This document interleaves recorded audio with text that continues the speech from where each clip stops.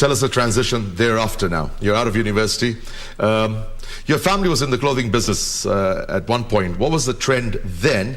And I'll link it to another question. What drove your family to get into the detergent and soap enterprise? So my father was in garment manufacturing and doing garments called Bidco Clothing Factory. And during my university education, I looked at that business and said, what do we do with this business? Where do we take it from here? Because doing my administration, I was doing my studies on it.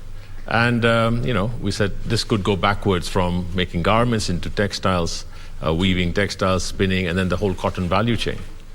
On the business side, we put this feasibility study out and crafted a whole story around the value chain, going from garments all the way backwards, and then looking at the whole seed value chain. Because when you do cotton farming, you get the lint, which is the fiber, right? But you also get the seeds.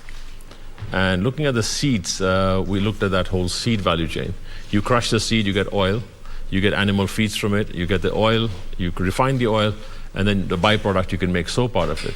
So having charted all that out, created a whole feasibility study for the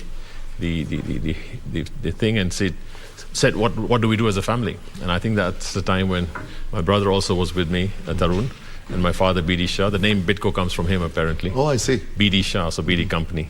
And it was running since 1970 as a clothing factory.